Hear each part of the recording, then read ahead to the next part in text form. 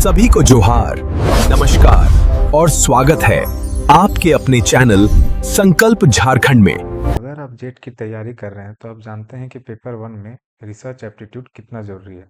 आज की इस वीडियो में हम रिसर्च डिज़ाइन के 8 सबसे महत्वपूर्ण प्रकारों को समझेंगे, लेकिन झारखंड के इकोनॉमिक डेटा के साथ। तो आइए जो भी कॉन्सेप्ट है इन सबको देखते हैं। वैसे तो आपको रिसर्च डिज़ाइन में बहुत तरह के टाइप्स आपको मिल जाएंगे, लेकिन यहाँ पे मुख्यतः हम लोग उसी चीज़ का जिक्र कर रहे हैं जो जेट 2026 के लिए इम्पोर्टेंट है। तो आइए हम लोग शुरू करते हैं। सबसे पहले ये पूरा रिसर्च का जो डिज़ाइन है इसको हम लोग 4 हिस्सा में बांटे हैं। देखिए, पहला, ये हो गया दूसरा, ये हो गया तीसरा, ये हो गया चौथा। इसको देखते हैं एक एक करके। सबसे पहले देखिए, अगर हम लोग फेज़ वन की बात करते हैं तो फेज़ वन में दो आता है।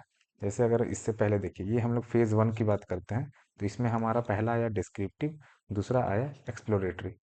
तो पहले इस चीज़ को समझते हैं। पहला है हमारा डिस्क्रिप्टिव रिसर्च। तो अगर डिस्क्रिप्टिव रिसर्च की हम लोग बात करते हैं तो इसको आसान भाषा में हम लोग बोलते हैं कि जैसा है इसको वैसे ही बताना। जैसे अगर यहाँ पे देखें तो यहाँ पे आप देखिए कि झारखंड का प्रति व्यक्ति आय 24-25 में कितना था, तो 1,16,663। उसी तरीके से अगर 25-26 का हम अनुमानित बोलते हैं तो ये कितना था, लगभग 1,25,677। तो ये जो कुछ भी बात हो रहा है, यहाँ पे हम लोग किस चीज़ का जिक्र कर रहे हैं, तो यहाँ पे जो मेन पॉइंट है आपको उस पे ध्यान देना है। मेन पॉइंट है आपको यहाँ पे इस चीज़ को देखिए, विथाउट मैनिपुलेटिंग वेरिएबल्स। किस चीज़ का, तो जनसंख्या का। हम लोग इसमें किसी भी तरह का कोई भी मैनिपुलेशन नहीं करते हैं। हमको सीधा सीधा विशेषताएं या फिर क्या पूछा जाता है और हम लोग सीधा सीधा उत्तर देते हैं। जैसे हमें per capita income of Jharkhand पूछा गया 2024-25 के अनुसार, तो हम लोग सीधा इसको बताएं। 25-26 के हिसाब से पूछा जाता तो इसको बताते। इसी तरीके से अब आगे देखिए, हम लोग क्या बात कर रहे हैं, हम लोग बात कर रहे हैं एक्सप्लोरेटरी रिसर्च। ठीक, यानी कि अन्वेषणात्मक अनुसंधान। अब यहाँ पे देखिए, जैसे कि हम लोगों को पता है कि झारखंड सरकार का 10 लाख करोड़ का ये टारगेट है, जीएसडीपी टारगेट 2029-30 तक में। अब 2029-30 तक में अगर हमारा 10 लाख करोड़ का टारगेट है, तो सोचिए कि अगर ये टारगेट अगर हम लोग हासिल कर लेते हैं, तब जाके कितना एमएसएमई में क्या प्रभाव पड़ेगा। तो यहाँ पे जो हमारा कीवर्ड है वो यही है कि उसके लिए हमको सबसे पहले पायलट अध्ययन करना पड़ेगा अभी, और फिर हम पता करेंगे कि ये कैसे संभव है कि हमारा 10 लाख करोड़ जीएसडीपी जब हमारा पूरा हो जाएगा तो हम लोग कैसे नया एमएसएमई को टैकल करेंगे। तो ये हो गया हमारा एक्सप्लोरेटरी रिसर्च।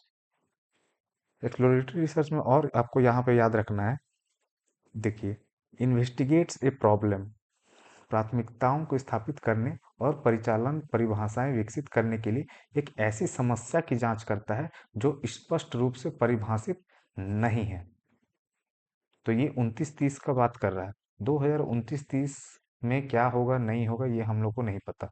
तो उस वक्त के हिसाब से हमें एक टारगेट मिला है कि रुपीज़ 10 लाख करोड़ जीएसडीपी का हमारा टारगेट है। अगर ये अचीव हो जाता है तो फिर हम लोग एमएसएमई, जो नए एमएसएमई जितने भी रजिस्टर्ड होंगे उनको हम लोग कैसे टैकल करेंगे, इस पे जब हम रिसर्च करते हैं तो इसी को हम लोग एक्सप्लोरेटरी रिसर्च कहते हैं। ठीक है, आगे बढ़ते हैं। अब हम लोग बात करते हैं एक्सप्लेनेटरी यानी कौशल। हम लोग पहुंच गए फेज टू में। फेज वन खत्म हो गया, अब हम आ गए हैं फेज टू में। फेज टू में हम लोग बात करें एक्सप्लेनेटरी या फिर इसको कॉजल भी कहा जाता है। तो जैसे ही कॉजल आ गया मतलब ये कॉज एंड इफेक्ट की बात कर रहा है, कॉज एंड इफेक्ट की बात कर रहा है। तो आप देखिए यहाँ पे क्यों और कारण और प्रभाव। जैसे अब इसको हम लोग आसान भाषा में समझते हैं कि यहाँ पे हम लोग आइडियाज को कनेक्ट करते हैं ताकि कॉज एंड इफेक्ट को समझ पाए और अलग अलग फेनोमेना में। जैसे आसान भाषा में इसको समझिए कि अभी अगर हम लोगों का झारखंड का जीएसडीपी का बात किया गया है तो का जीएसडीपी कितना 7.02 है, और उसी तरीके से अगर राष्ट्रीय एवरेज की बात करें तो ये 6.5 है। तो कारण और प्रभाव को समझने के लिए विचारों को जोड़ने का प्रयास करता है, यह समझाते हुए कि कोई घटना क्यों होती है। अब आप लोग बताइए कि भाई ऐसा कैसे हो गया। झारखंड का जो रियल जीएसडीपी ग्रोथ है वो देखिए कि ये सरपास कर गए, किससे, राष्ट्रीय एवरेज से। देश का एवरेज 6.5 है और हमारा कितना है 7.02। तो भाई कैसे हुआ? ठीक है। तो इसमें हम लोगों को सबसे मेन चीज ध्यान रखना है कि कॉज एंड इफेक्ट, क्या कारण हुआ।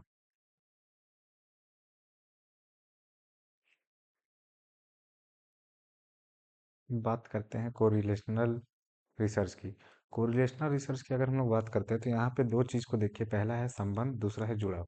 यानी कि यहाँ पे रिलेशनशिप की बात किया जा रहा है और एसोसिएशन का बात किया जा रहा है। जैसे कि अगर हम लोग इस एग्जाम्पल में देखते हैं तो यहाँ पे आप सीधा सीधा समझिए कि मनरेगा के आने से या फिर मनरेगा में जो भी ये 255 रुपया जो मिल रहा है, इस मनरेगा में 255 रुपया मिलने से क्या उपभोग बढ़ा, और उपभोग बढ़ा तो कितना बढ़ा, और किस व्यक्ति को कितना प्रभाव पड़ा। ये सारा चीज को देखने के लिए ही हम लोग कोरिलेशनल रिसर्च का प्रयोग करते हैं। तो इस डायग्राम में देखिए, यहाँ पे आपको दिख रहा होगा कि मनरेगा का जो भी दर है, इससे जो है हमारा उपभोग बढ़ा ही है। लेकिन ये उपभोग बढ़ा तो किस इंसान के लिए कितना बढ़ा, किसके लिए ये कोई प्रभाव नहीं दिया, ये चीज को आप इस डॉट से समझ सकते हैं। अब हम लोग आगे बढ़ते हैं। अब आते हैं हम लोग एक्सपेरिमेंटल रिसर्च यानी कि प्रयोगात्मक अनुसंधान। अब एक्सपेरिमेंटल रिसर्च की अगर हम लोग बात करते हैं तो यहाँ पे हम कुछ कंट्रोल ग्रुप होता है और कुछ टेस्ट ग्रुप होता है। तो यहाँ पे इसको समझने के लिए ऐसे समझिए कि कुछ वर्कर्स का झुंड है, कुछ वर्कर्स का ये ग्रुप है। अब ये जो वर्कर्स का ग्रुप है, इस वर्कर्स का ग्रुप मान लेते हैं ये 100 का ग्रुप है।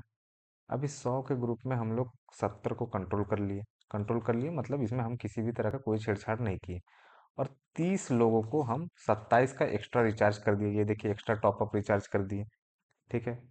ये रिचार्ज डेटा का मान लेते हैं कि इसमें इनको 3 GB डेटा एक्स्ट्रा मिल गया। अब ये 3 GB एक्स्ट्रा डेटा से इनका उत्पादकता में क्या क्या इनका उत्पादकता बढ़ा, क्या उनका उत्पादकता घटा, यह हमको देखना है। तो इस तरह का जब भी हम लोग रिसर्च करते हैं तो हम लोग उसको एक्सपेरिमेंटल रिसर्च करते हैं। अब आते हैं परिभाषा पे, तो परिभाषा को देखिए कि strictly adheres to a scientific design manipulating one variable while controlling others with randomise group. कड़ाई से एक वैज्ञानिक डिजाइन का पालन करता है, यादृच्छिक समूहों के साथ अन्य को नियंत्रित करते हुए एक चर में हेरफेर करता है। ये एक चर में हेरफेर हम लोग क्यों करते हैं? क्योंकि हम लोग यह उत्पादकता देखना चाहते हैं कि क्या रियली में प्रभाव पड़ा या नहीं पड़ा। ठीक है। अब हम लोग आते हैं इसका नेक्स्ट में, जो है आपका कॉजी एक्सपेरिमेंटल यानी कि अर्ध प्रयोगात्मक अनुसंधान। अब इसको थोड़ा आराम से समझिएगा। ये जो ये बेसिकली समाजशास्त्र और अर्थशास्त्र में इसका इस्तेमाल होता है, क्योंकि यहाँ पे रैंडमाइजेशन संभव नहीं होता है। देखिए नॉन रैंडम, गैर यादृच्छिक। तो इसको परिभाषा से समझिए कि it estimates the causal impact of an intervention without random assignment utilising pre existing group differences.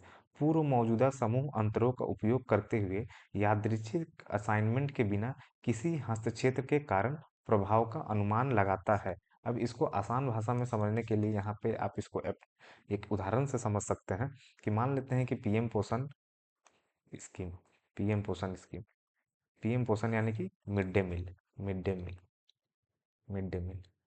अब मिड डे मील योजना से कितना प्रभाव एक समाज में हुआ, इसको हम लोग देखने के लिए क्या किए कि एक डिस्ट्रिक्ट ए चुने, एक डिस्ट्रिक्ट बी चुने। जब हम लोग डिस्ट्रिक्ट ए चुने तो इसमें हम लोग एक ऐसा चीज़ देखें कि इस चीज़ में यहाँ पे जितने भी स्कूल्स थे उन सारे स्कूल्स में किचन का जो कवरेज था वो पूरा था, यानी कि किचन अवेलेबल था। उसी तरीके से अगर हम लोग दूसरा डिस्ट्रिक्ट चुने, एक ऐसा जिला चुने जिसमें लगभग 50% अवेलेबल था या उससे कम था, तो जब भी हम लोग इस तरह का तुलना करके जब हम लोग इसको एक्सपेरिमेंट करते हैं तो इस तरह का एक्सपेरिमेंट को हम लोग कॉजी एक्सपेरिमेंटल कहते हैं, क्योंकि यहाँ पे ये दोनों को कंपेयर करके हम इनका इम्पैक्ट इवेल्युएशन करना चाहते हैं, यानी कि प्रभाव मूल्यांकन करना चाहते हैं।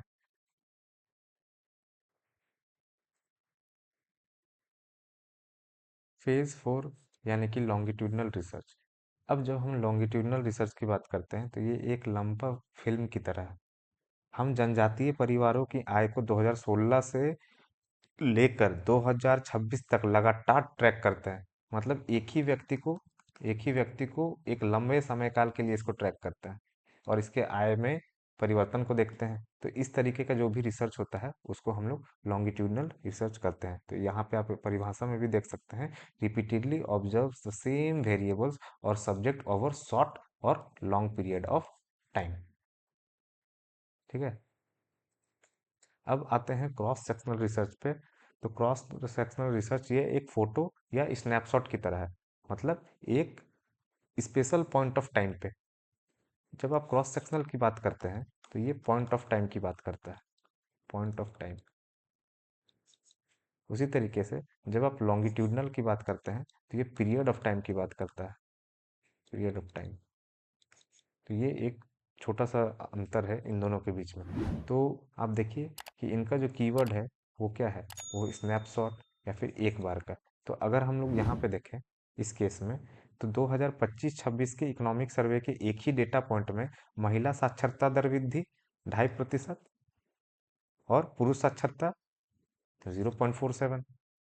तो यानी कि डिफरेंट ग्रुप्स की हम लोग तुलना किए लेकिन सेम टाइम में किए, डिफरेंट ग्रुप्स की तुलना किए लेकिन टाइम क्या था, टाइम सेम था। 2025-26 में ही हम लोग किसका तुलना किए, पहले फीमेल लिटरेसी देखें और फिर मेल लिटरेसी देखें और फिर हम लोग इस दोनों का तुलना किए, यानी कि क्रिस क्रॉस इस टाइप से हो गया। इसलिए हम लोग इसको क्रॉस सेक्शनल रिसर्च कहते हैं।